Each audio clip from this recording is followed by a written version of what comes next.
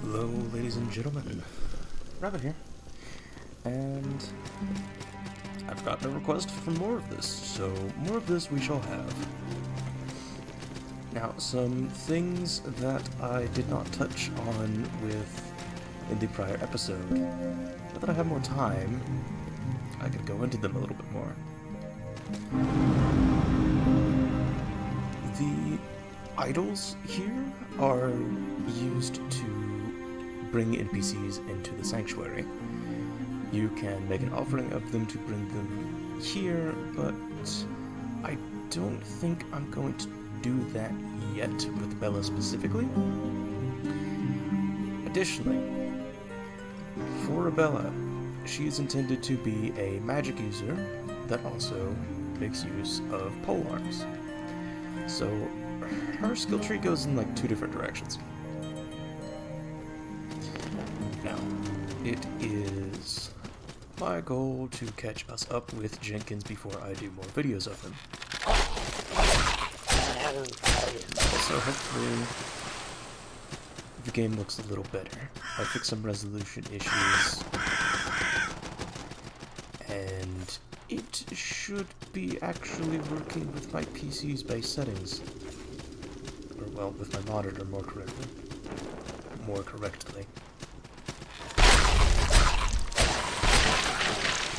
It's not too loud either. I might lower it, I might not. Who knows? So, if you recall, I left something in the Festering Banquet.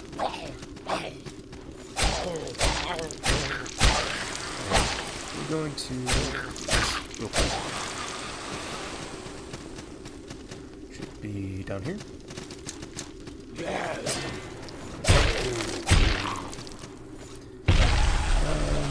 Jack destroyed. So, this is a red shard. I probably picked it up for Jenkins, but it's always good to pick up drops even if you don't think you're going to be using them, because who knows? You just might.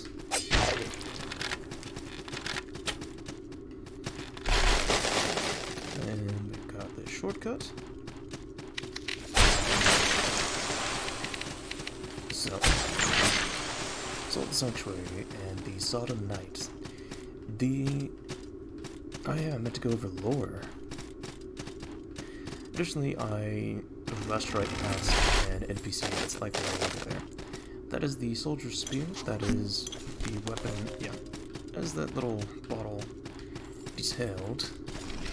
Secret wall. That is the Soldier's Spear. I made a mistake in the last episode.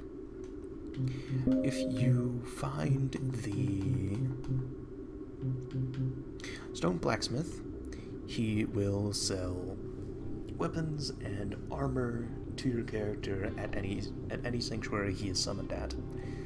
Additionally, the Stone Merchant does much the same. It also increases the gold drop rate at any area within the sanctuary region. A sanctuary region is basically the area the sanctuary governs. There's a sanctuary to each area. And then we have the Sodden Knight's Ashes, or as I called him, Superjack. Ashes of the Sodden Knight. His charge was to protect the fortress that became known as the Festering Banquet. When and how the fortress became a cursed place of shambling monsters remains a mystery. It can be used as a transmutation material or exchanged with the leader. We'll get into transmutation a little bit later. The Emperor Idol is also a transmutation material. It's used to craft boss, soul, ash items, whatever you want to call it. Equip, ring. I blazed past one NPC, which was Knight doing knightly things. Then we have the completely trustworthy merchant. He sells weapon upgrade materials. Locks of hair is basically Titanite shards. Endless Fang, quest item. Bolt, flame bolts, arrows but for crossbows. Torch. Torch is a hardwood branch wrapped on one end with resin-soaked cloth. Provides illumination in dark areas for a limited time, but requires a free hand to hold aloft, preventing the use of shields and limiting weapons to one-handed attacks, until it is put away or burns out on its own. And then he also has the Saint Page.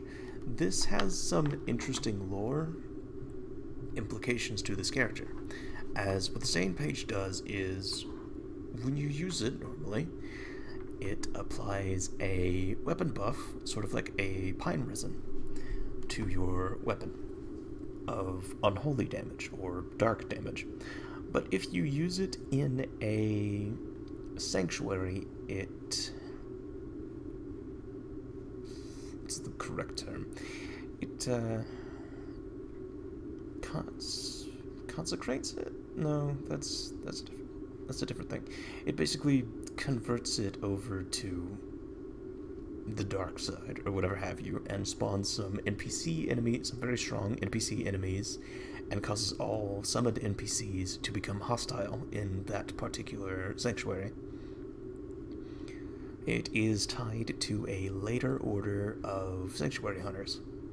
Kind of like the, I want to say the Dark Brotherhood, but that's not correct. It's like the,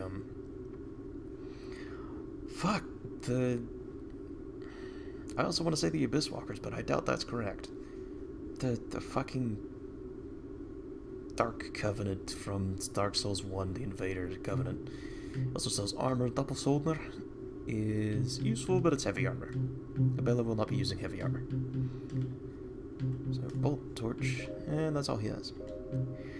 If you talk to him, his dialogue just suggests that he's selling things in an attempt to buy his way up the island. But it also suggests, and there's our first spell, it also suggests that he's not exactly certain about that. He's a bit of a difficult enemy up ahead that we're not going to fight in the slightest. He's not supposed to be here. He's not supposed to be tackled until a much later area. So all I will pick up is the items he was guarding and leave. You can kill him, and I think he does drop a thing. So it's not completely pointless to sit there and try to wail away at him for like an hour. But, yeah, I'm not gonna do that. So this boy, this is a Chain Wraith. They're a bit of a pushover, really. They can hit pretty hard, but their AI is kind of shitty. Or Chain Wraith, Blade Wraith, one or the other. And with the reach a spear has, they're not really an issue. Whew, almost fell there. Let's see, we've got a bat there. You can trip them out of time, but unfortunately I wasn't.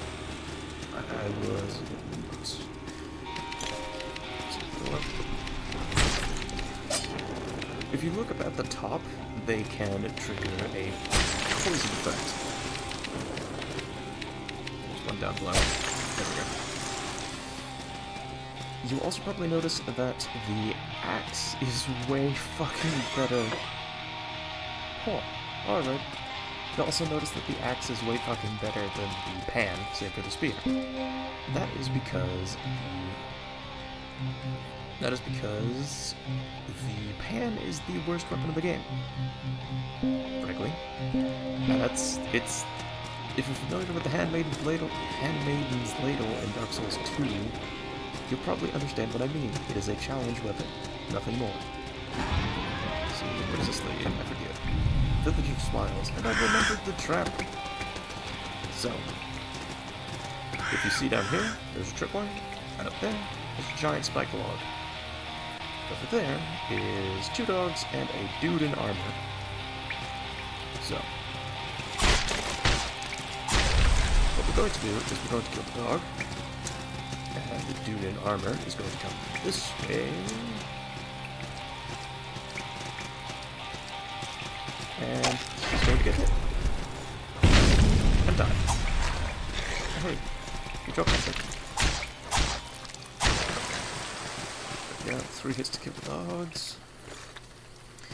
What he dropped is a Bell of Return. I should probably go over the actual items, shouldn't I? Earthen Vessel. This is what we use to claim a sanctuary for the Goddess of Light. The Goddess of Light is kind of your cleric one, I think. I think she gives a lot more miracles than others. You have your water of blessing rather. It's well, you regain HP. Unlike the 3, you regain HP, and you also gain a couple seconds of protection. I'm not sure what that does, but I think it gives you some resistance to damage. We've got a pouch of salt. A traveler's pouch. It contains salt.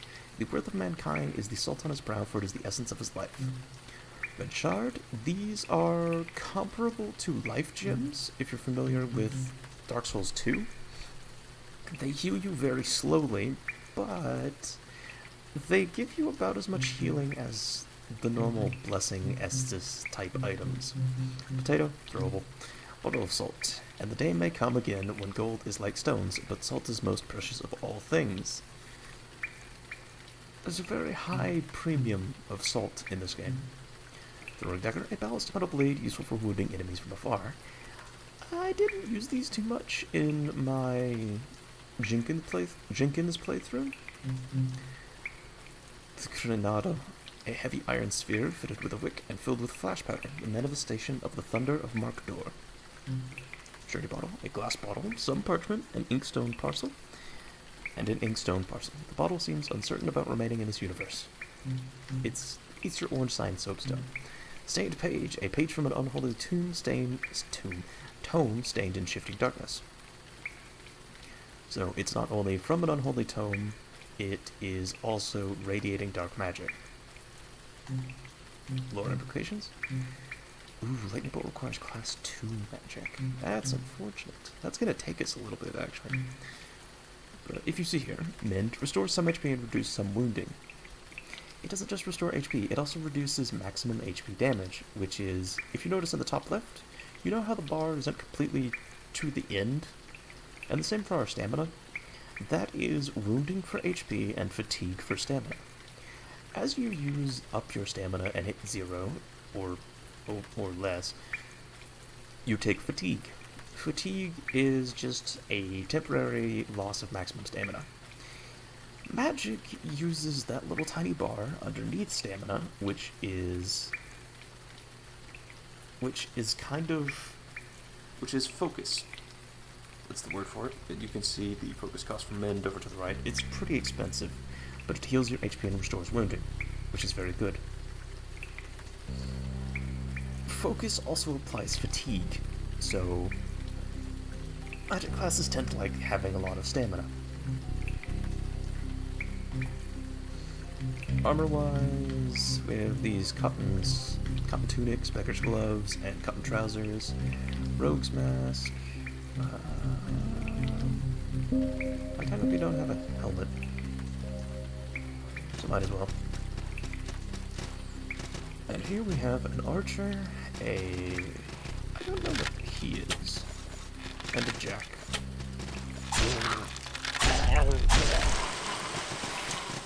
This particular one appears to be a little slow, and those are locks of hair. This is because there is a new trap item in this game, and it'll carry you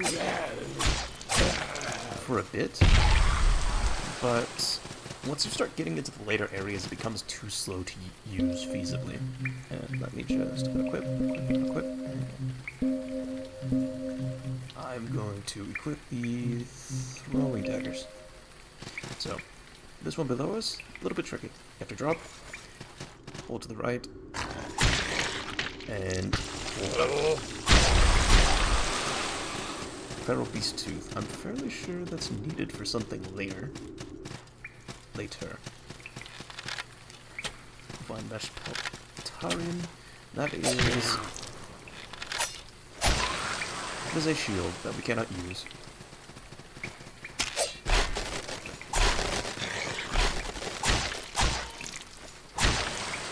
There we go. Doggo has died. The other doggo should be trap. This area. We'll come back to that area. This guy. Yeah, he's a dick. I'm going to be chasing him. You can fight him normally, But frankly, he's so resistant to staggers. The way you're supposed to fight him is by parrying him. He's sort of a Black Knight of this game. He is called a Kraken Knight.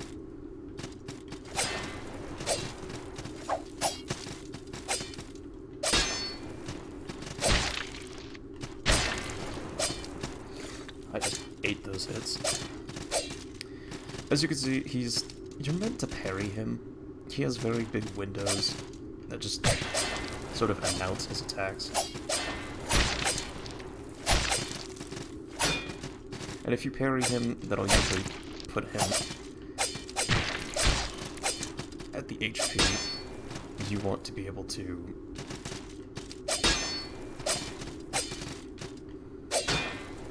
You want to be able to,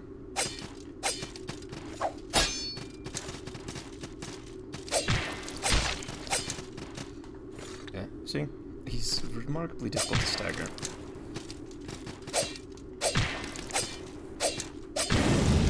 There we go. But he dropped some good shit. Bronze Knight got... Ooh, he dropped his greatsword. That's pretty rare. I've done a greatsword build of this game. Abella's not going to be built for it, frankly. But, Stone Leader, that's useful. We have some mini jacks here. They have shields.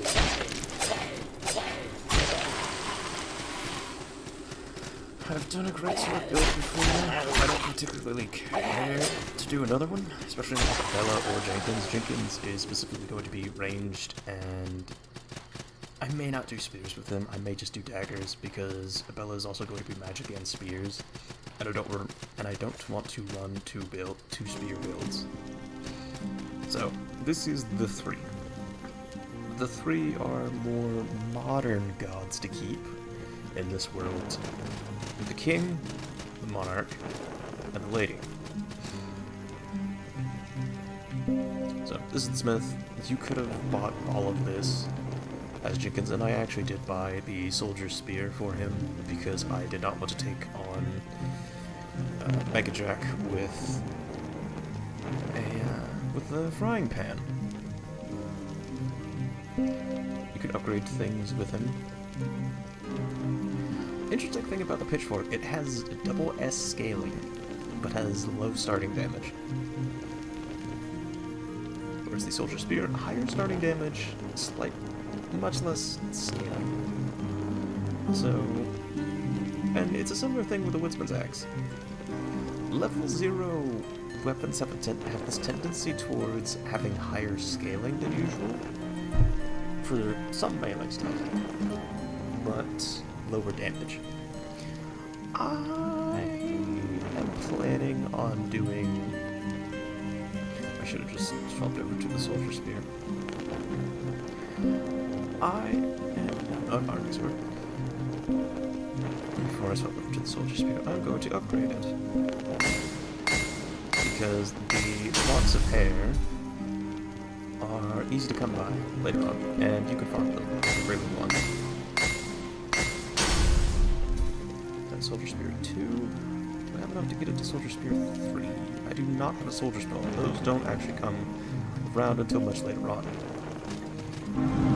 Let's look. I can level up twice. So, let us have a gander at the Tree of Skill.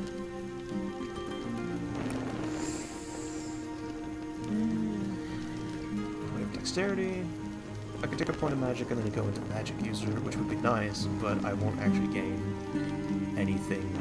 I won't actually gain any benefit from that until I get class 1 Magus, which is the weapon required to use magic.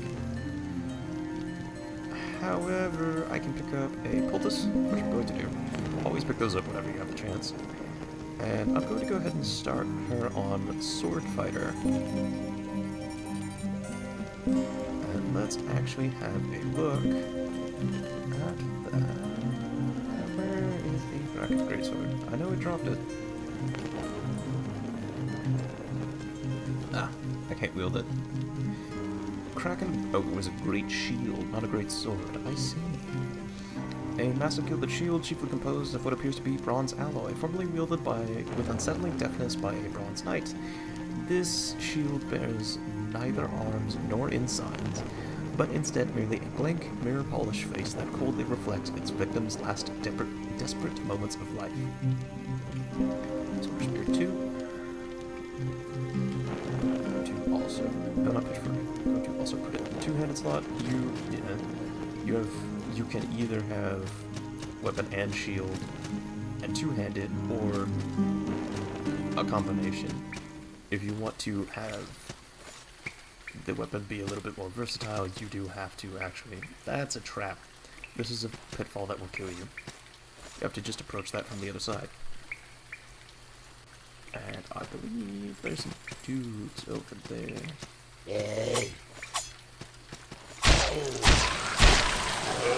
As you can see, we're doing more damage. Potato, drowned soldier's ear. Oh hey, Scarecrow buddy. They try to be creepy with him, but it's just kind of cringy. Curiosity. What creature persists in the face of such suffocating despair? My age knows no bounds. Will it join me? No. Such a brave, foolish curiosity. It will struggle then, and it will bleed, and it will fall. And one day, when it finds itself beaten, broken, gasping for air, choking on its own blood and tears, that will be the day that it needs. And I will consume it. And he won't talk to you any further. He shows up in other areas, as you could probably guess. See, look, Chain Wraith. Beach Boy.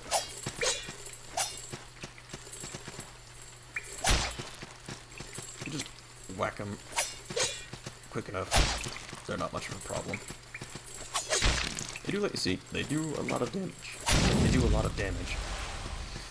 Unfortunately, I don't have any coffee with me today. It's just water.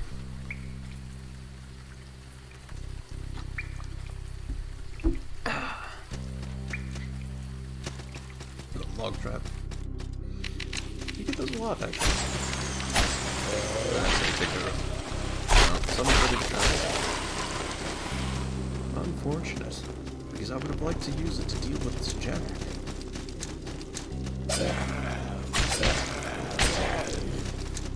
And Jacks are actually somewhat deadly.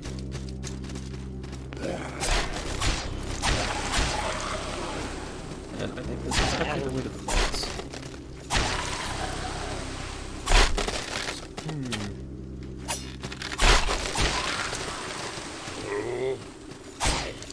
If I had magic, I might try to kill that Kraken Knight.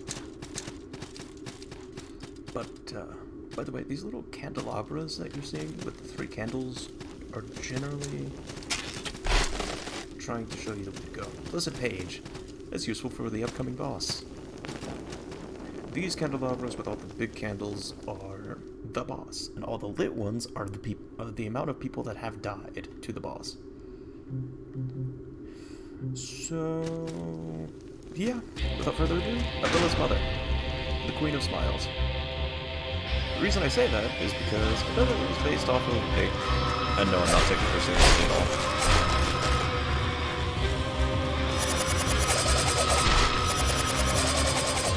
I probably should. It's been a while since I fought her.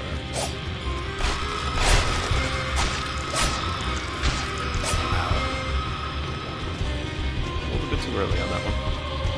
She has a little sword attack. She'll do that. It turns into a 3-hit combo later on. And it's random as to which one she does.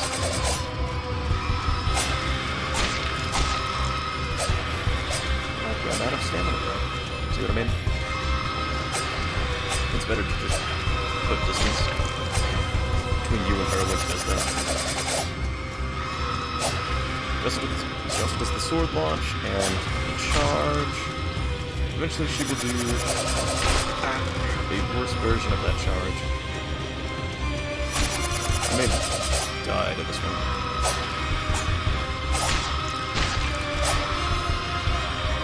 I did not actually get touched by your charge there.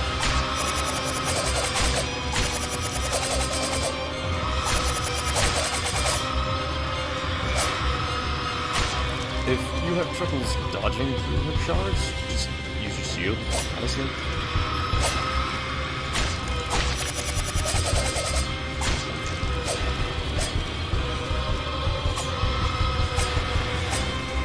actually a surprisingly difficult fight. I remember not having much trouble with her. She will eventually start doing follow-ups on her charge, much like the Sodden Knight did with his jump. Oh. Ah. I was not expecting it better. Like, she always gets me with that at least once. At least once. But, yeah. The boss for this area is kind of quick to get to. That's even compared to the Sodden Knight. The Sodden Knight at least had a couple of enemies between him and you. Like, you had to go through an entire area, but with the Queen of Smiles, it needs to beat her to get past that. Her room has a back entrance, and it lets out into there. There's a trap. But yeah, the Queen of Smiles is... The Queen of Smiles has some interesting moves. Wooden Targe. That's a rare drop. Watching Woods. You can also just skip her, interestingly. This is the next area, technically. A lot of times he just trigger. Oh no, this one's... Yeah. If you couldn't tell, this game really likes its traps. And the traps only get more prevalent in this area. Because there is a certain type of enemy, I'll see if I can show it to you. It's not here. There's a secret door here. Right. There's a door down there. Oh yeah, and fucking archers. Ow. They will just continue shooting you. And if you don't have the range attack, they will just stay there.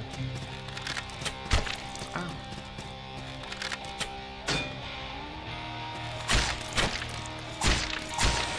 All you can really do is hope they jump at you. If you are a melee build. Ah, chest. Crimson coolers. Gloves, tabard, so on and so forth. I think paladin set? I could be wrong. But, yeah. I think that's enough for this area. Yes, I was talking about Abella. The character idea is based on a character my friend Jack played. Okay, this area is frustrating. I'm not sure how to get there. I forget how to. Oh no.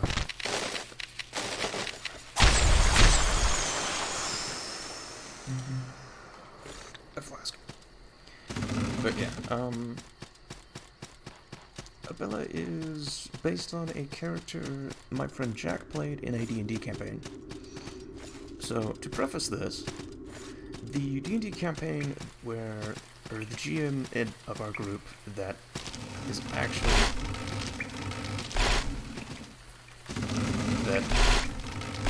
able to play when they run is, or at least was at this time. This is an ambush for not much return, but the actual enemies that kill here are nice. And you want to get them to back up, and yes, they throw something really shitty at you.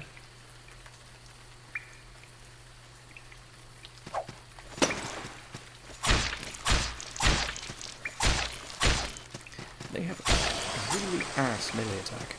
Bag of salt, they drop a lot of salt. Ooh, that's bad.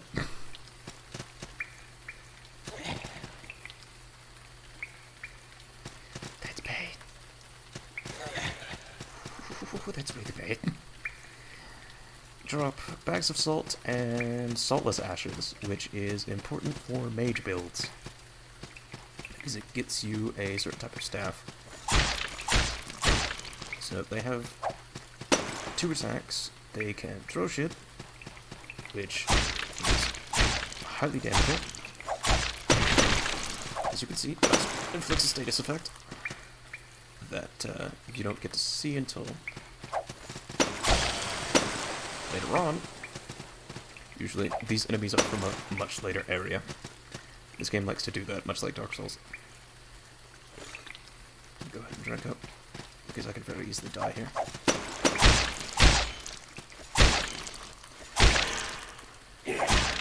You do just kind of want to keep them staggered.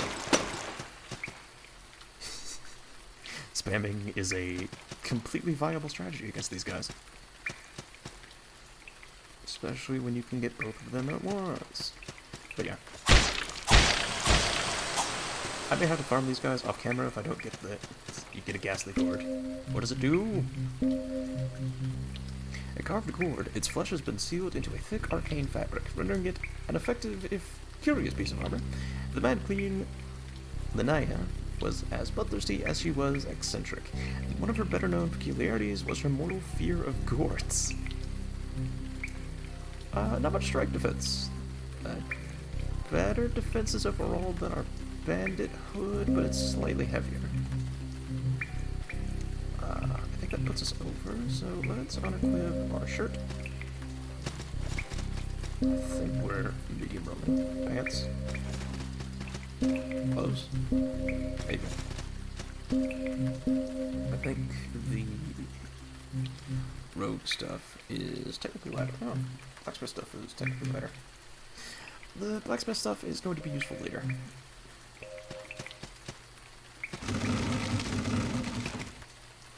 Okay, this is basically the twinking setup. And for those that don't know what twinking is, where you invade high-level areas, or low-level areas as a low-level character, but with high-level gear. It's a really shitty thing to do in Dark Souls. Thankfully, it's not a thing in this game, just simply because of how the game is structured. But, yeah. If it was there, this would be the thing you'd see people wearing. Mostly for shits and giggles.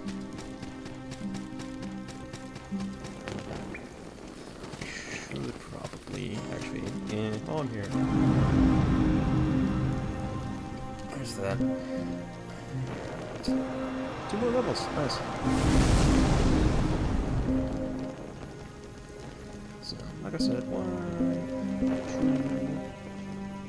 2. She can technically cast a level 1 magic spell, if I had access to it. Unfortunately, I do not. And I won't for a while, actually.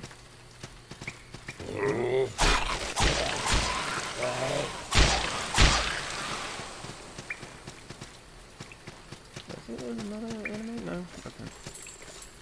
That's Chain Wraith again.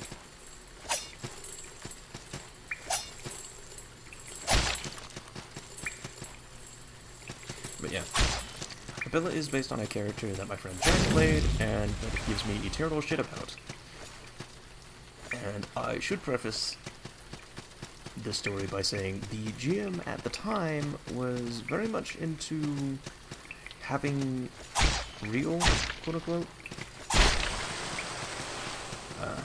having a very realistic world, which translated to having a very melancholy world, just simply because of the kind of person they were and are.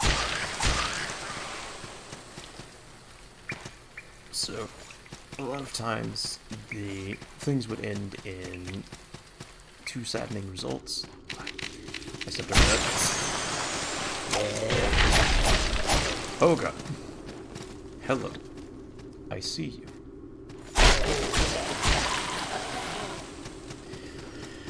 Things would oftentimes end in saddening results, or things would have tragic origins. It's one of those things.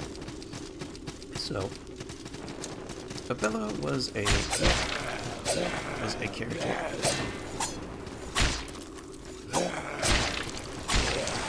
character Jack made that came from the equivalent of hags, if anyone is familiar with D&D. Basically, it was a hag's daughter. Although, I had a hand in creating the actual hags for that system, but they weren't fucks. Well, I mean, in one manner of speaking, I based them a bit more heavily off of actual traditional European witches.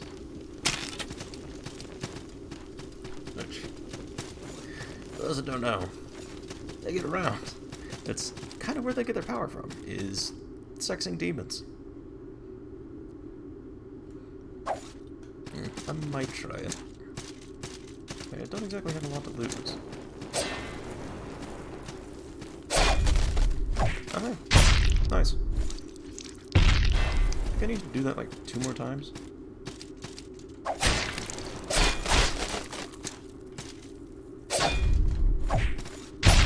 There we go. There's one. Trigger red file. Nice. Dark Souls parries. Nice and easy.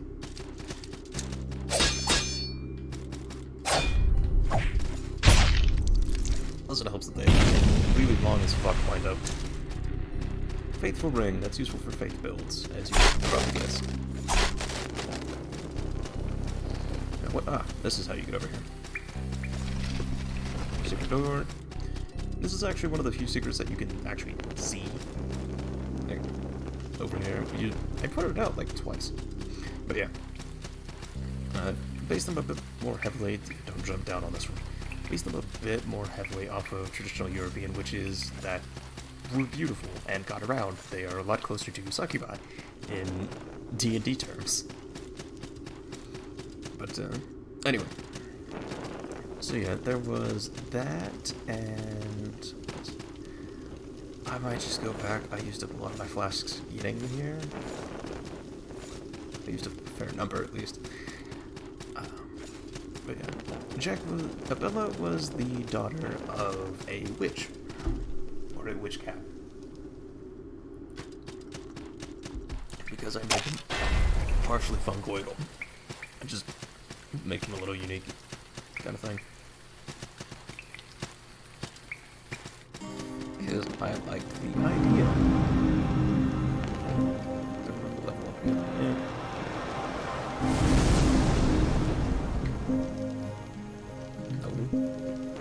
Tree of skill. Give me wands.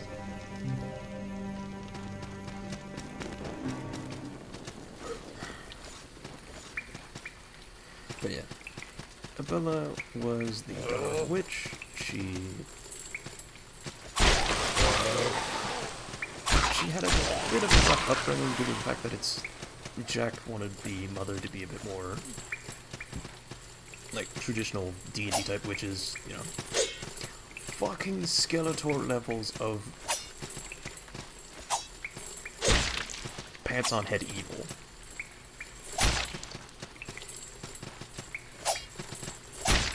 And yes, I said pants on head evil, not pants on head retarded. Because at a certain point, you have to question, what's the point of doing evil shit?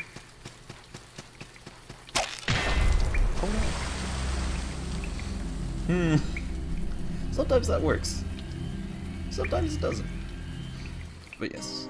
As you read there, if you die before recovering your salt, you lose what salt was there, and if a creature killed you, then the creature becomes infused with your salt. With bosses, this manifests as...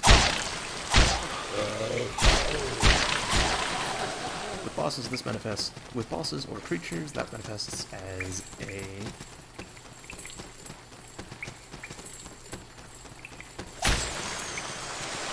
That manifests as the creature becoming infused with your salts, becoming more durable and doing more damage.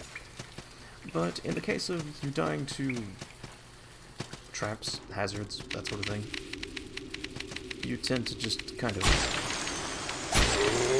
make like a bad thing.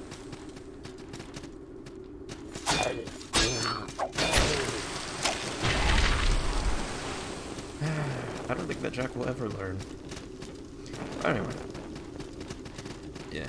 So, Bella, daughter of a witch, had a really shitty upbringing and turned out to be a slightly tainted by the powers of chaos type thing that the Aegean has for their world. Demons are more manifestations of the sin of others foisted, or the expectations of others, or the actions of others foisted onto people. So for instance, a wrath demon may not necessarily be wrathful, but they were seen as such. That's an unfortunate position.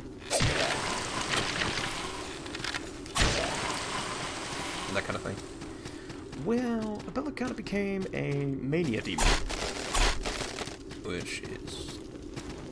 mania, joy, I'm not really sure if there was much of a difference. But yeah. Smiles.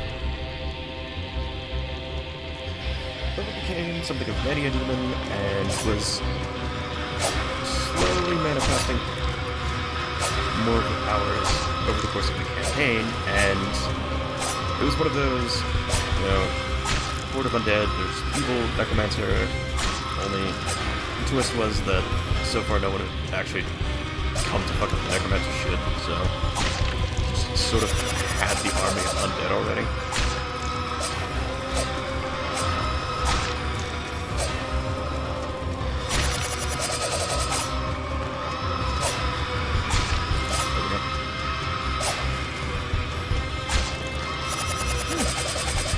Actually a little bit of phantom reach on this, because that actually has a slightly larger hit dice. My vote is for the latter. Oh.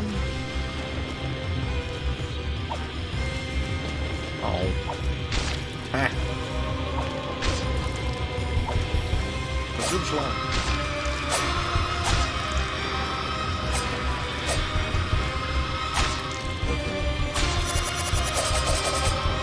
So yeah. Abella was sort of manifesting that over the course of the campaign. It was just the thing. The player character, like I said, she only gets moved that way once. The player characters were kind of chill about it. Mostly because none of us were paladins, and it was one of those worlds where demons were understood to a degree.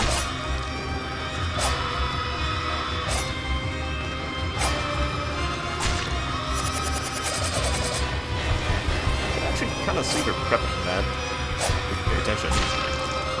So there's a bit of a giveaway to it. Like, if you see she like brings her arms back, whenever she does that, I'll see if I can get her to do it again so you can see it. Like, and before she didn't actually do that.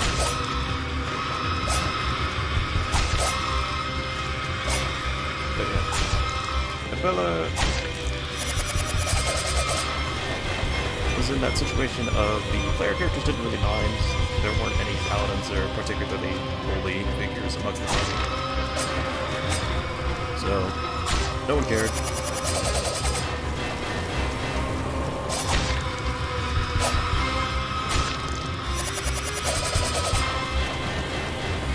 And, yeah, we just kind of did the usual campaign thing. We looked up to the Necromancer coming, Necromancer came, we did all his big bad evil guy. And we were doing jobs to try and disrupt the Necromancer. It was going alright. I think there was a broken character in the mix. Yeah, Queen of Smiles, not really much of a worry. The boss after her is actually more of a dick. He's just one of those bosses that the developers put in and gave a little bit interesting things. Ah! There we go. No trap cameras? Nice. I don't know if there are mimics in this game. And if you wanted to roleplay the chef and it's one, there's your gear.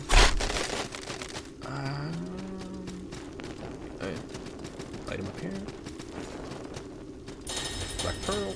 I think after every boss, there is a black pearl. There is a black pearl immediately after the boss fight. And this leaves you back to the Shivering Shores, I think.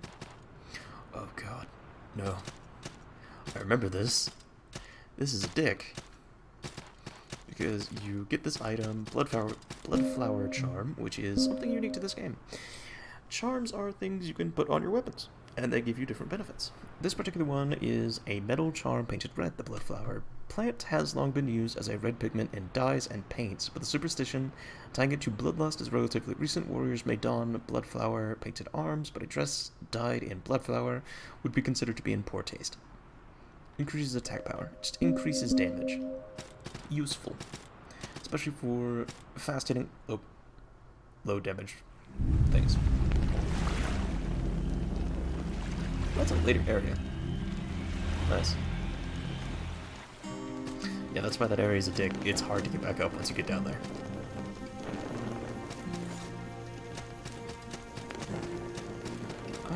I think actually now that I have that gate open, the quicker way would be this way. Yep. So yeah, Abella started her life as a D&D character. Well, it was a custom system, so not quite D&D. The GM created the system, and I assisted with it a little bit. It was most of the GM. Ow. These things do a lot of poison. But thankfully they're pretty much equivalent to a skull bat. I'm just gonna use a Abella for turn. Because I don't want to fuck with that puzzle. And yes, it is a puzzle. Because it is actually surprisingly difficult to do. To get back up once you get down there. Anyway. And yeah, we did a few jobs. First job was like a scavenger hunt type thing, and we got a couple... We got one magic item that I recall. We might have gotten more than one, but there was only really one that stuck with us. And it was Lyra, which was an artifact. Oh no. Oh god. Remember those enemies. You actually, that's an area that you have to do if you are a magic user. Which Abella is going to have to. Let me just check recording while it's doing that. Yeah, it's catching my audio. That's good. Completely professional. So yeah, we did a scavenger hunt to start the campaign off. We just basically got used to the area, met a few people, and got a shield, Bronze Lake shield, which is just bronze. We got a Bronze Lake shield, and what else? We got Lyra, and I think something else, but I'm forgetting it. Is there a secret wall here? Oh, there isn't. Alright, that area is for later. Much later. And what else did... Yeah, Lyra was an artifact, which is a little different in the GMs. You seem to be lighter. Hello. Who are you, traveler? Well met. Call me Farron. You've been hiding out here for some time. Seen any trinkets? Or lost a small pouch of earth? No. Shame. There's a warhorn and a bundle of salt. The warhorn is pretty useful if I recall. I don't know what's past here. Okay, it's a different entrance. And I think I can show you those enemies I was talking about. Right there. There. On that tree is the enemy I was talking about. It is a slime. I don't think I can attack it. They do that. They poison you. And poison isn't so bad, but it stacks in this game.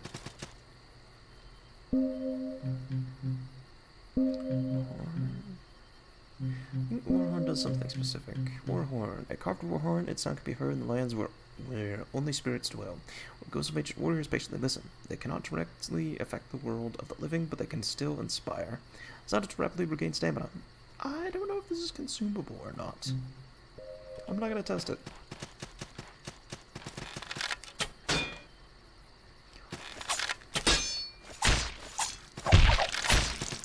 That's the spear combo.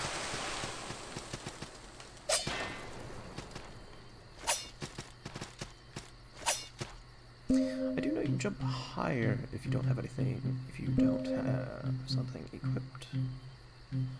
Chef's hat. Info. It's higher poison defense. But yeah, story. Come on, do your jump. Damn it.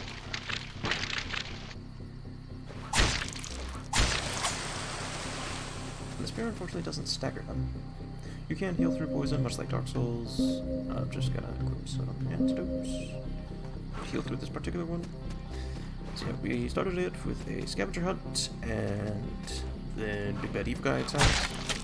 Actually, no. Everyone else did some shopping.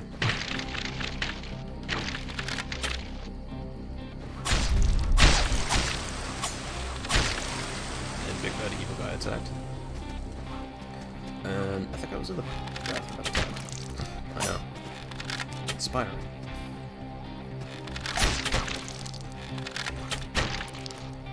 Yeah, these archers are dicks. Because they shoot really quickly.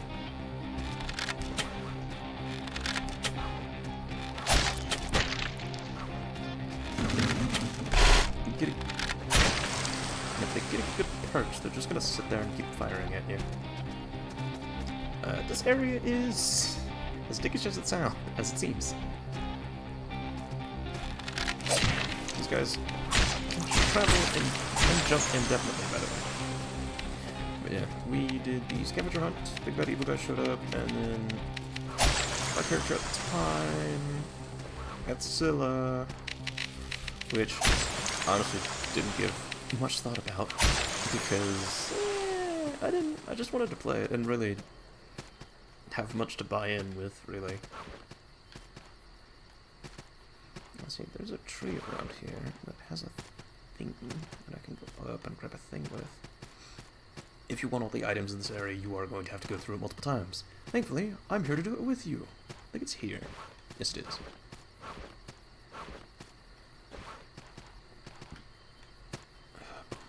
Of salt and a stone mage.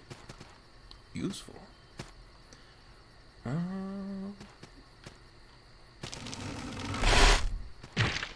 God, the slimes. These slimes are dicks.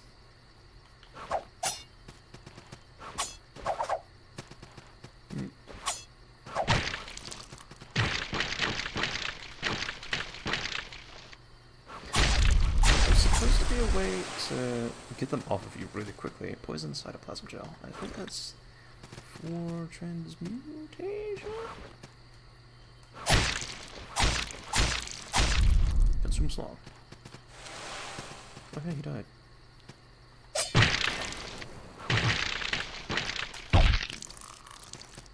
And if you can successfully shake them off, they die instantly. I'm gonna fuck with that one. That one's fine. He can do his thing. And we did the scavenger hunt, and then we went around to do some scouting for a little bit, and that went alright. I think I had to skip a session, yeah, I had to skip the shopping session because I think I either got sick or just like really bad depression hit, which occurs. And I just couldn't get to that session for that night. Bright coral ring. I will check that in a minute. Actually, I will check that now. Carnival of Mind. Bond of extreme focus. It allows its wearer to maintain spellcasting ability past the point of normal exhaustion. Locks minimum stamina to 1/3 of stamina instead of half. Fused metal ring increases endurance. A bright coral ring increases willpower. An exotic ring carved of a particularly reflective type of coral. Interesting. Wrapped link increases rolling speed. This has no noticeable effect. Faithful ring. A pale metal ring. Its symbol is one of protection against the sinister and unknown. Increases the defense to arcane damage. Pretty simple. I can equip 4 of these though. I don't need that yet. I would like that. And I guess wrapped link, I guess. And we're kind of at one of the lower entrances. I need to get back up, unfortunately. Yeah, the Watching Woods. to get back up. Oh, there's stuff. Stuff is always good.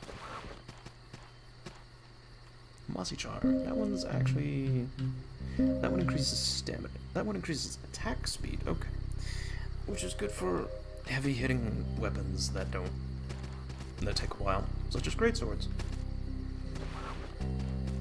I don't think I'm going to be using that with the spear. I think I'm going to stick with what I have. Bunch of journey bottles saying, "Go up!" Boy, there's a thing!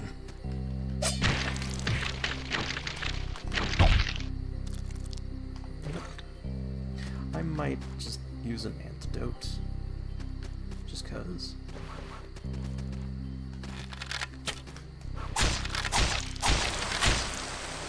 There we go, Biohawks ear, that's what they're called. And this is actually the area where Jenkins will be getting most of his gear and doing some farming. Stone cell sword and a buckler. Ooh. Bucklers are actually interesting historically. Oh, these things. These things are fun. They can drop antler idols. This one, oh, it's actually the same weight. Heavier, actually.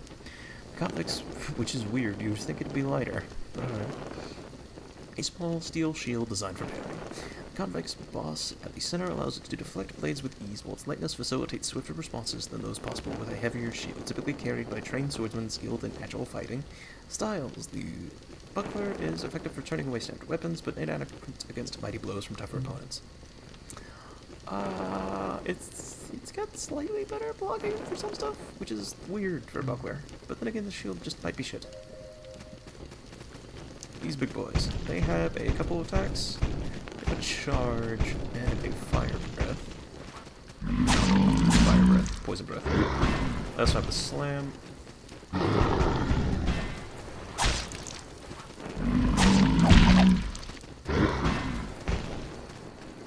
got a charge.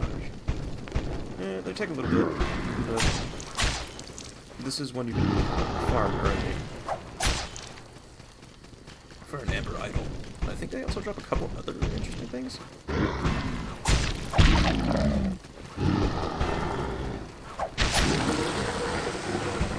There's the heavy attack. And where's it?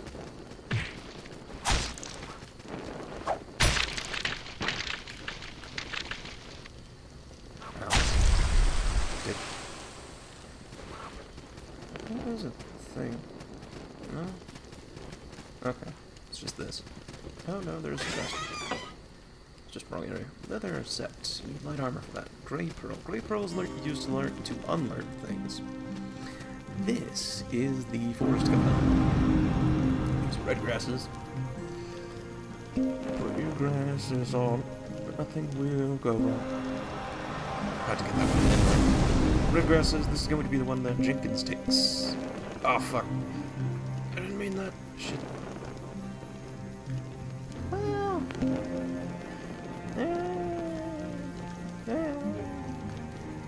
Lusty magic user. The upgraded classes require more black pearls. Kinda want to pick up staves, just because staves are useful. But I also want to increase weapon damage. So that's one pikeman. I also want light armor, though. Okay, it's going to be nice. Well, medium armor would actually be nice. Heavy armor... Is there medium armor? I'm fairly sure. What would it be, though? This is heavy armor. Heavy armor. Cluster defender, a bunch of shields. Pikeman. Bolster dexterity. You actually don't need the increased, like, the wielding skills too much.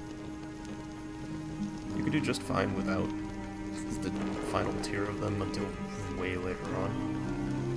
Which is kind of nice, actually. But just having a lot of the lower ones is kind of nice. I'm gonna have to level up for the next thing anyway, might as well. I didn't mean to do that, but I can only show this. This boy transmutes your things. He turns them into other stuff, obviously. breach pike using drowned archer's ear and a silver leaf. Has S scaling, does more damage, and is lighter. Pretty useful. But we don't have any silver leaf, otherwise I would totally do that. Self bow into vile hawk bow. Again, no silver leaf. Bullwhip into martial flail. Again, no silver leaf. Hey, I love alchemical ingredients. Ashes, tusks, horns, ears. Old life for new, I always say. He's creepy fucker. Make off for me. I think I'm actually going to do a stone mage. And a stone guide. Not gonna do a stone blacksmith though. There is one more boss, and he's not the boss I was talking about earlier. That's Dick, although he kind of is.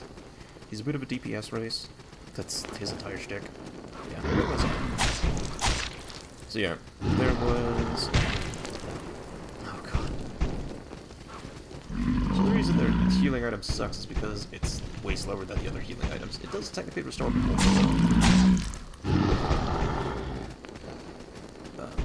Yeah, that's the main benefit of it. I think it also removes poison. I could be wrong though.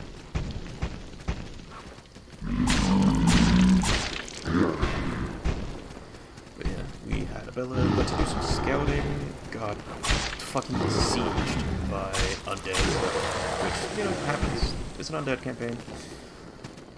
After that, I think we returned successfully.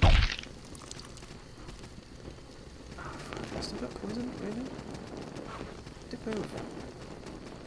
Yeah, boss, and it is... I'm just gonna use an antidote. And it is the Alchemist. Left villain, Godspeed. Yeah, this is DPS race. The Mad Alchemist, also known as Sensor. Where have your tits gone, Sensor?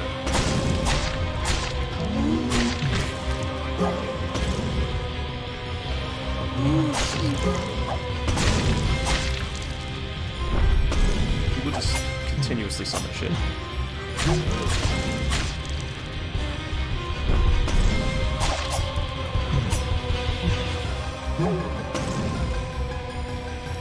At a certain point, you just kind of...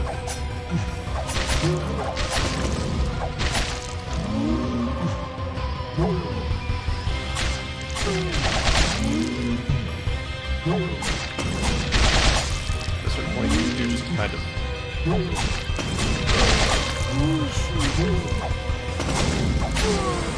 Yeah.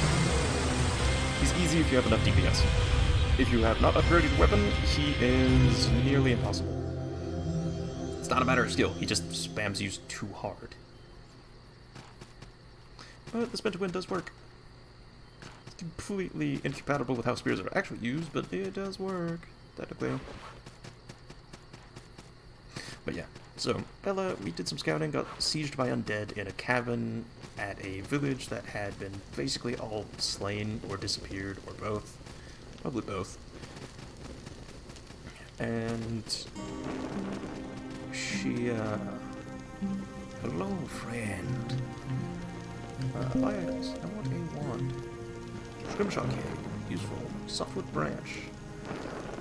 Saltwood branch, rather. Scrimshaw keg. Can I level up? So yeah, rather, we got sieged by undead, and like, here, the village disappeared. What else do you want us to do?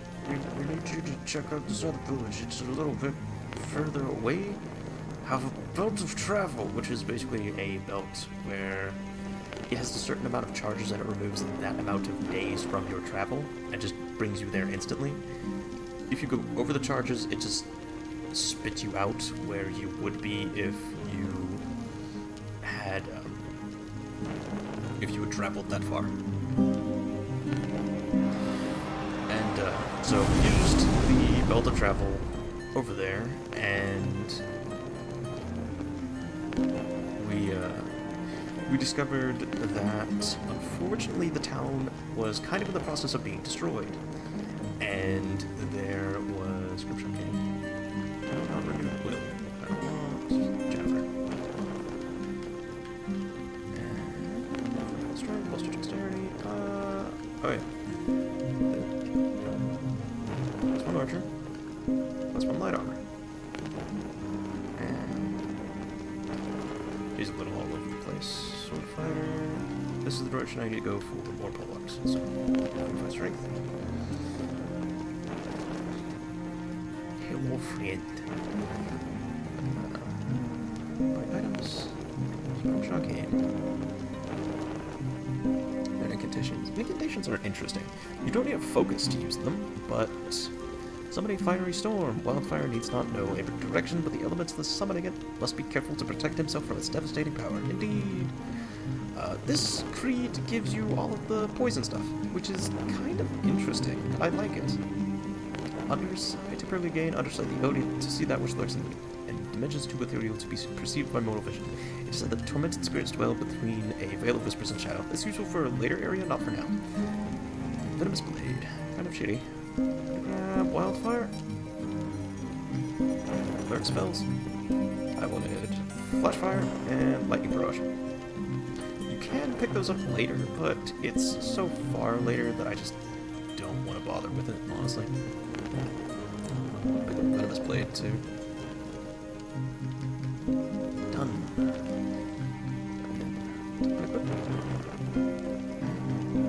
Okay. Flashfire. Lightning Bolt. Link for Conduct of the Mind.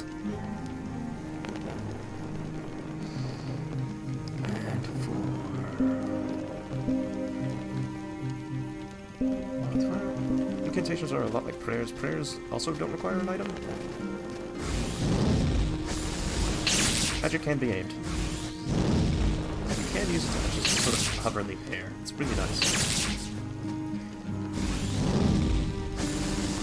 Although this game has a balance system with magic. If you use too much of one, you start taking damage. And the way to offset it is by using some of the other. Oh yeah, it adds them to your... what else? What's this one? Oh! Firestorm, I see! Look, how much stamina does it carry? Not much, actually. No debate. But yeah, so... at this point we had a kind of overpowered character named Ebony. And those listening now know the kind of shit Ebony got up to. But this is not a story about Ebony. This is a story about Abella.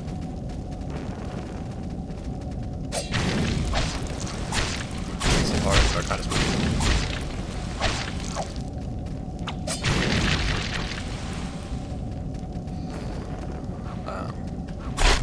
And my character was a blaster mage, basically. He was a fire elementalist, which for those that know D&D is kind of like a fire sorcerer in 5e, or just a like evocation-focused mage in general. I think this is a quick way to the boss. I could be wrong though. Yeah, it is. I think. Oh. And there's also this way, which I think is an altar. Yeah, it's the low path through the Watching Woods. Yeah, you can get here technically, but without the elevator it becomes... It's slightly hard. Get the item at the bottom of the elevator. So yeah, we get to this village and it's currently in the process of being destroyed by a boss. By what is known as a, at the time, Magitech Knight, I think? Or Black Knight, something like that. It's since changed, but at the time it was a Magitech fighter sort. It was a Minotaur in full heavy armor. Where the fuck is the latest thing? Okay.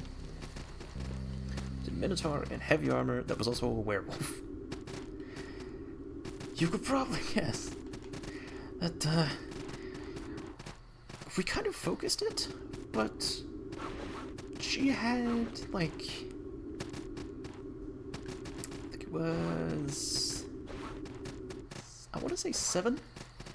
Like 7 little helpers that were just like these automaton things. They weren't actually like Warforged, but statistically I guess you could, they're closest to Warforged, I guess.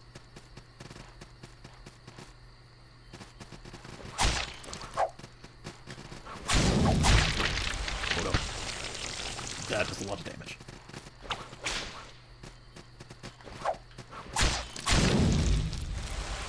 Fetch feeder maw. What's down here? It's been a bit since I've gotten to this area. I usually get bored after beating the king of smiles. Oh shit, that's what's down here. Oh. Heavy attack kills them.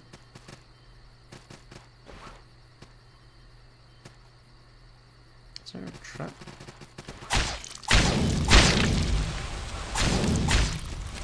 Yeah, like I said, squishy, but they do a lot of damage. But yeah, there was a Black Knight there with several automatons, and we, of course, focused the Black Knight.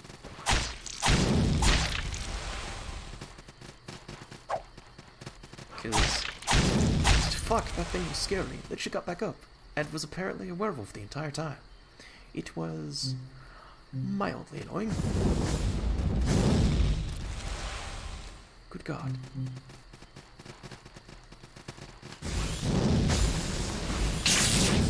Lightning technically does more damage, fire applies dots.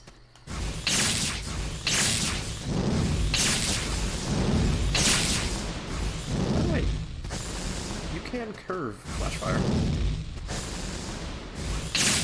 This thing has a lot of HP and takes fuck all damage. It's another one of those enemies from a later area. They like doing that for some reason.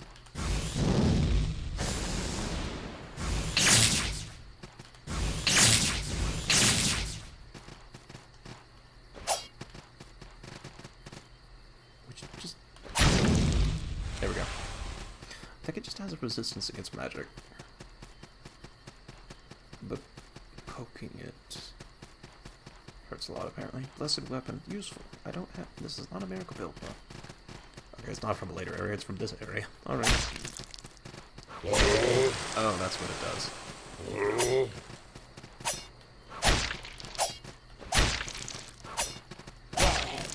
Fuck you.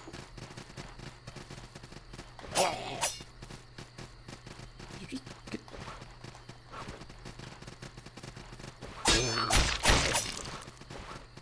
Motherfucker. This thing's annoying. There we go. Lock of hair. Useful. But yeah, so we arrived there, Black Knight. Black Knight turns out to be a werewolf, which functions differently in the system we were running with. It's not mindlessness, it doesn't grant anything special when not in a werewolf form. But once you turn into a werewolf, it like actually transform. It you can skip that one too. There's an item here as well.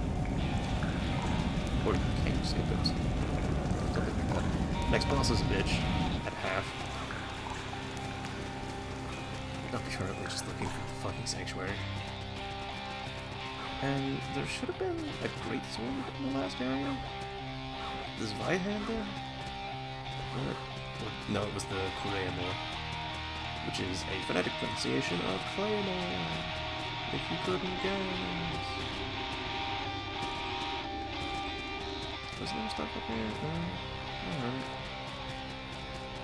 So I guess that last sanctuary was the one that was supposed to take me for the boss. Here? Oh. I don't know how to open that. Because I'm not supposed to. There are 2 bosses in this area. I don't know where the other one is. But yeah, so we killed the Warlord and none of the ads. Because the ads were actually way more deadly than the fucking werewolf warlord. But I think we were like level 3 at the time? And even for D&D, like, even for this system, that's not a fair fight at all. Like, the fuck do you do against that? Just, you know, question.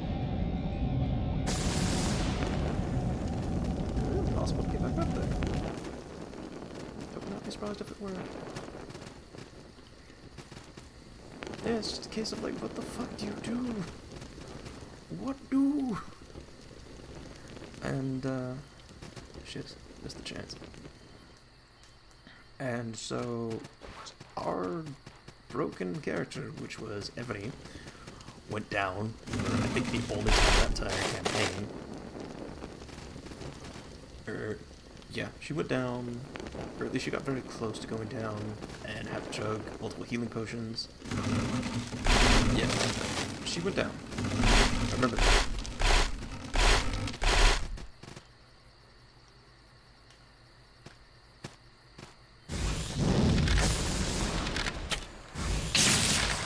So much easier with a ranged weapon. Sweet Jesus.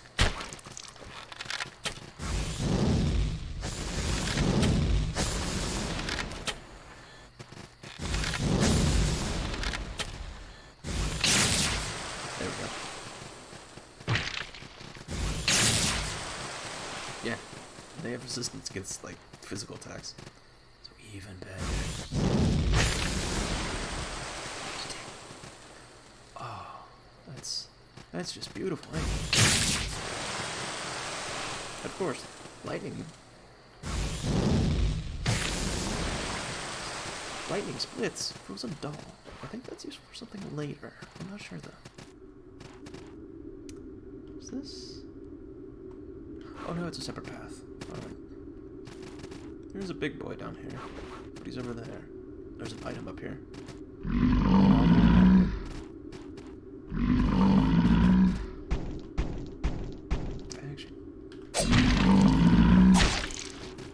Actually, I don't know how to get down here. Or down there. Yeah. Character started down. I think we were planning to run, and then Abella goes down. And so does Ebony. And I think it's just me and one other character.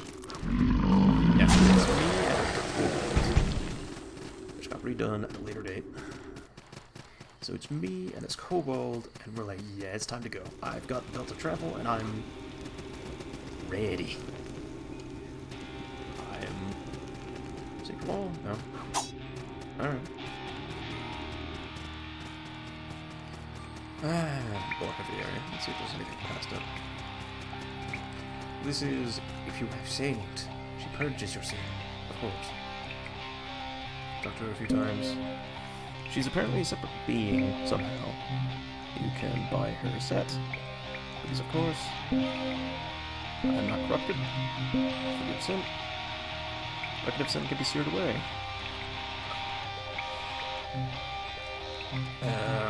It's kind of useless, honestly.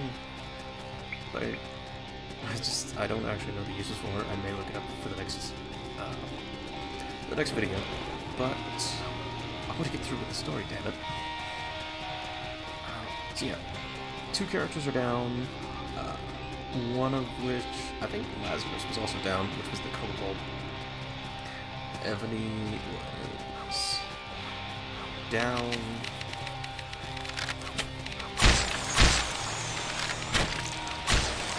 Or at least about to go down. Where's that?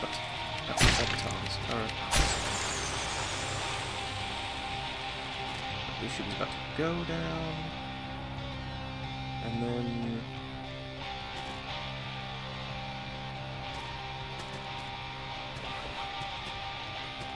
what else was that?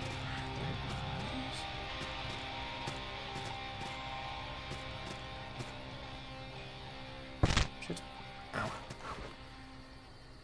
So yeah, Lazarus was either down or about to go down, Ebony was down, which was this big, humongous shark lady with a great sword at the time.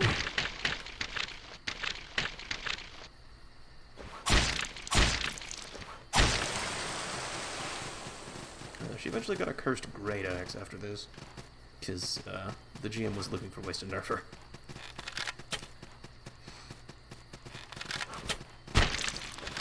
Ow. Dick.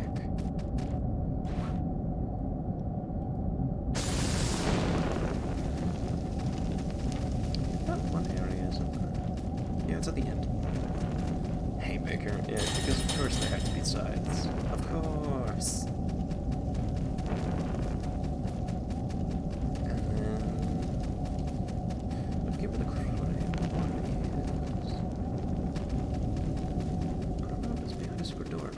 Anyway, so you have Ebony, which get gone in these directions. I should. Oh, it's up there.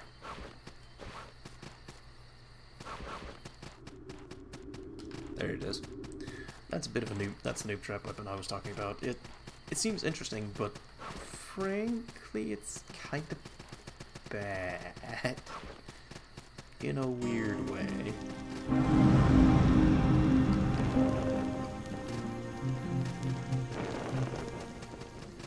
Anyway, so yeah, I think almost all of us were down. I think I went down at one point and I chucked a healing potion, got back up.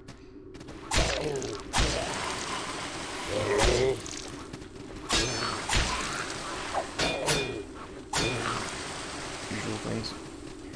And let's see, what else was there?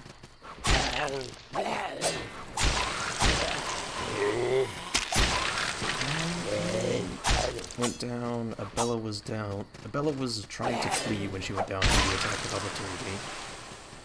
And I had the belt of travel, so I was like, alright, we gotta go. My friends.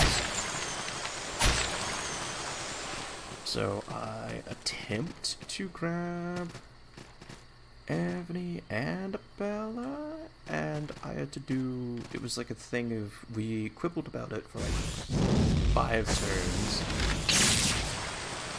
or not 5 turns, like 10-20 minutes, because I was like a caster and a small race at that. So it's difficult to lift Anthony, let alone and Abella. And there was that chance that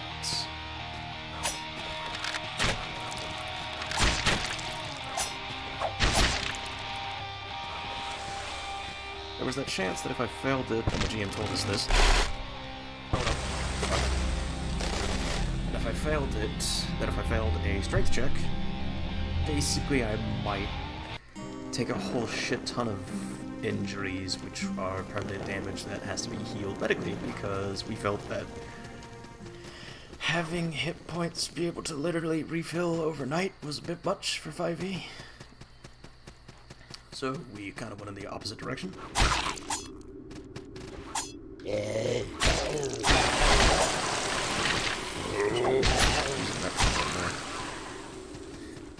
So we would. So it was basically. Oh, and on top of taking all those injuries, I would have also not gone anywhere. The magic would have been failed. This is like 30 or 40-ish? It wasn't that much of a risk. So it was a thing of, my character kind of had a choice between attempting to take both of them or choosing one. The issue came in where Ebony was concerned, because she was technically strong enough to lift all of us. She had ridiculous levels of strength. She basically had like above 20 strength at level 3.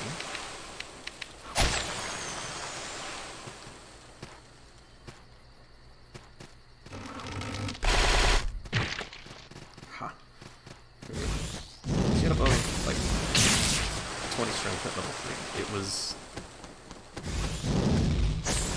ridiculous. And the thing is that that wasn't even... That was her highest. She had like 25 strength at level 3? Through no fault of her own, too. Like, it was just one of those things of... She just wound up that way due to the system at the time. And that's kind of a risky run, doing these custom systems, is that you kind of attempting to balance them while playing them. So, there's just going to be times where a character or something is not balanced at all.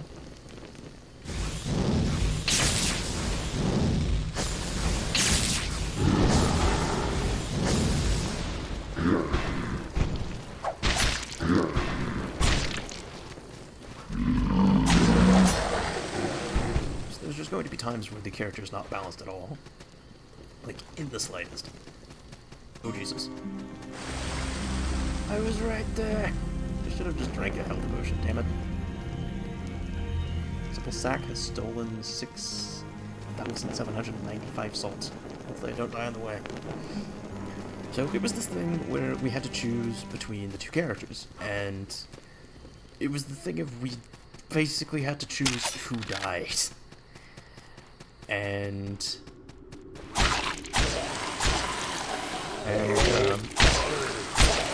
down to the two characters, there was Ebony and... Yeah, because Lazarus was definitely down at this point. Because he was basically disallowed from commenting on the matter. Because he had no choice in it. So there was Ebony, which had like a wisdom of 4 at the time? Like, the lowest you can get without actually getting a -2, because the system was based around stats starting at 6 rather than 10, so you had higher upper progression and lower downward progression, but it's weird. I'll put it that way.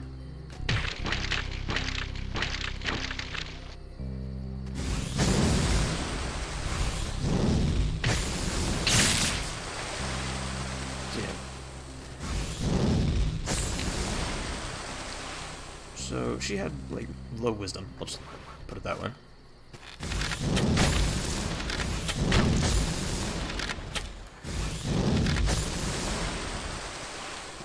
And so her character's thinking was that she would attempt to save the wounded ally.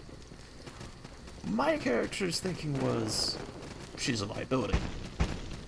And unfortunately, it was my turn. And the other option was attempting to res her, but at that point, we basically have had to sacrifice being able to flee.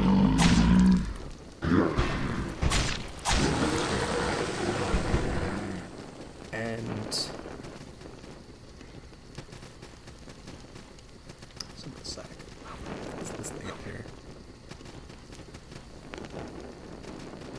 What is this thing? I don't know what is it. Huh.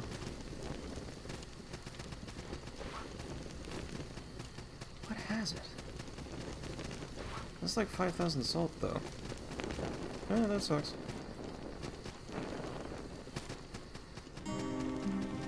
Oh, well. But yeah, so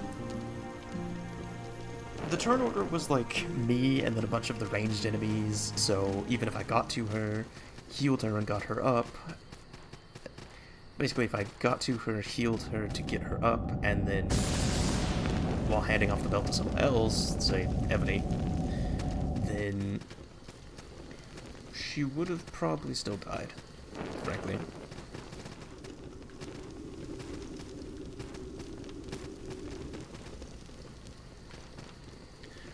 So, the main reason Jack gives me a lot of shit about it is because, unfortunately, the only way to, like, keep the belt from counting her as a living creature to bring along with on the travel was to kill her.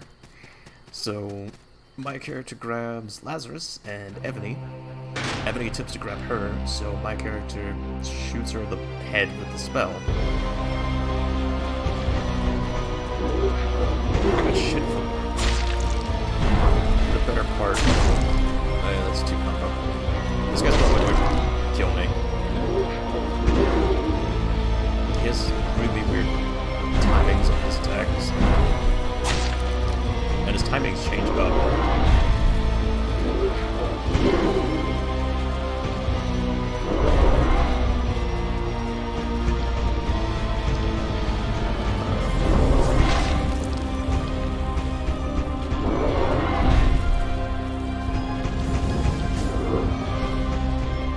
Fire's really good against her.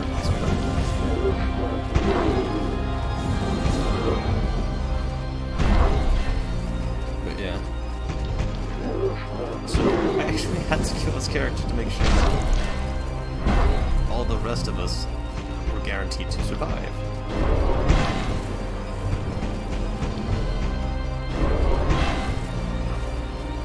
And I know that sounds shitty, and that's because it was. And like, keep in mind, some might say, well, why didn't you just surrender? Well, keep in mind, this enemy announced that it was going to kill us. No quarter. At the beginning of the fight. So, we thought it was going to kill us. Even if we tried to surrender.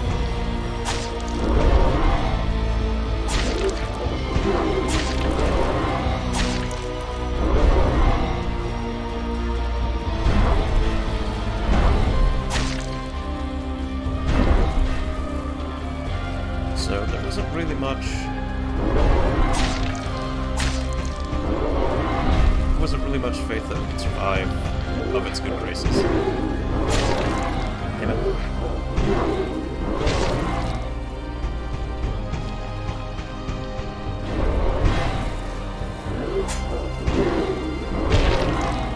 Fuck.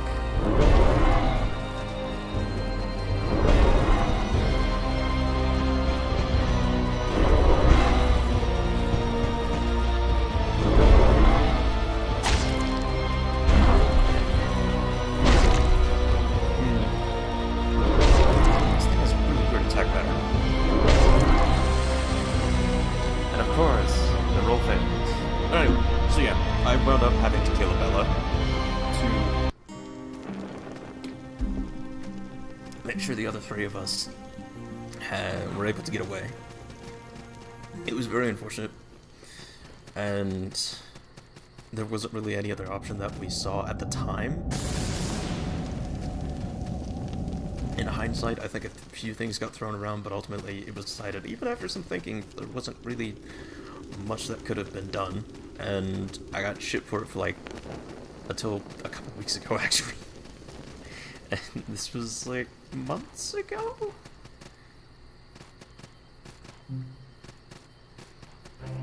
As far as like when it occurred. And of course,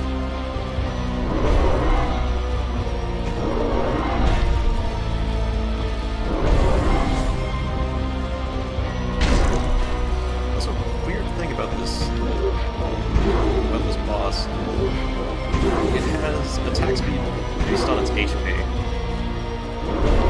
So if you get an extra HP, I think it actually gets slower. And as you can see down there, there's the arrows denoting what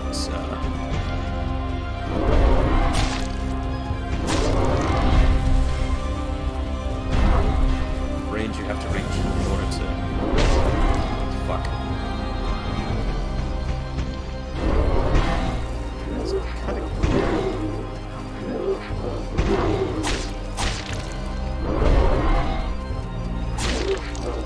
getting too dangerous to actually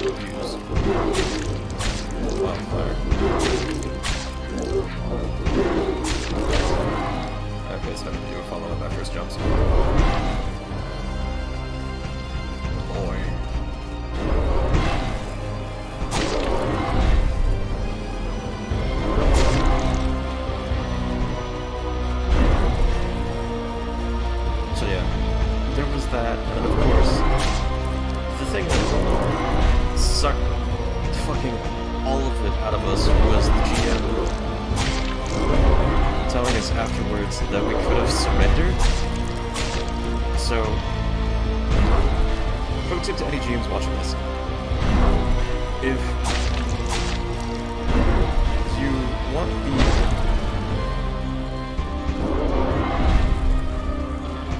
player characters or players in general to be able to think they have surrendered, do not say no quarter and show no signs of your enemy changing their mind. Otherwise, A, you'll feel cheap, and B, your players aren't going to be able to surrender. Like, if they are playing their characters, they will think that that is a fight to the death, which, frankly, at that point it would be. I don't know where the fuck I'm supposed to go in this area. This one's always a hard one to figure out where the fuck you're supposed to go in. Hager's Cavern. Because you can't, like, drop down through that. I think you come back to Hager's Cavern later. I think that's a shortcut to get out easier. I'm fairly sure.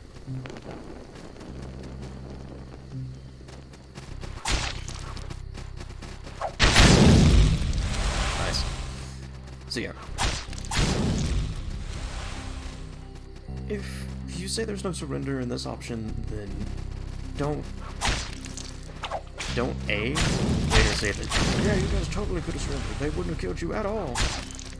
Because, especially if your enemy announces that they're offering no quarter, which means, for those that don't know, which means no surrender, they will not accept surrender. If you attempt to surrender, they will execute you.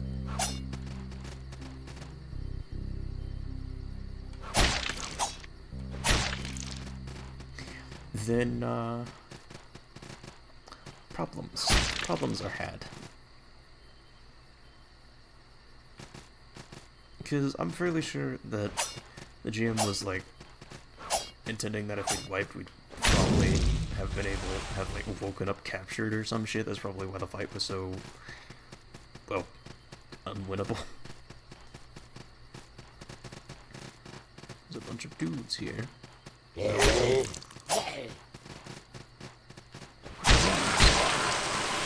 Kill them in one shot, nice.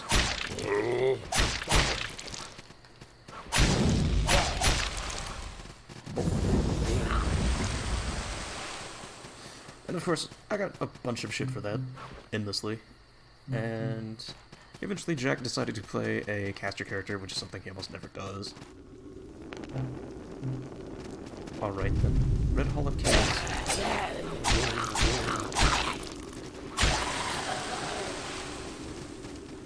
Supposed to be here? I don't think so. Stone Mage, Red Shard. I think that's a drop to my death.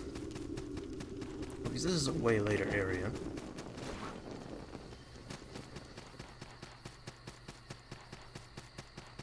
Yeah, this is a way later area. So, where am I supposed to go?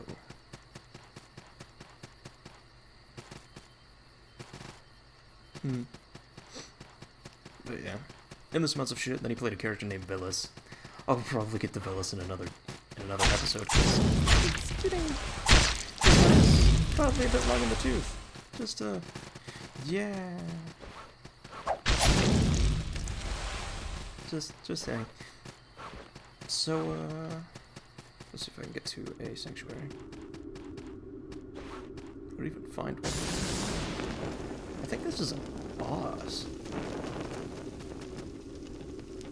I think this is a boss room. Okay, hidden. Yeah, I think that's the Jester boss room. So there should be a sanctuary somewhere around here. Forest Fang.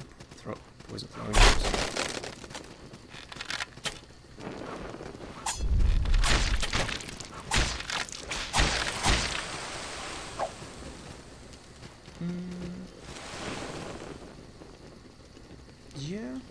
Yeah, that is the boss room.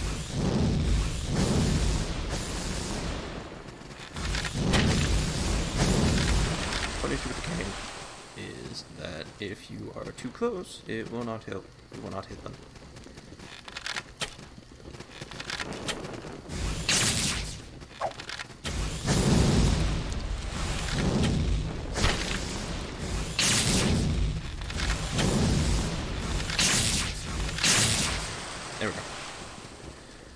So yeah, there's the comment about that.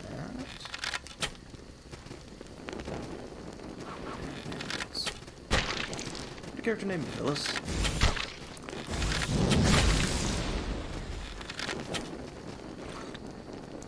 Phyllis was interesting.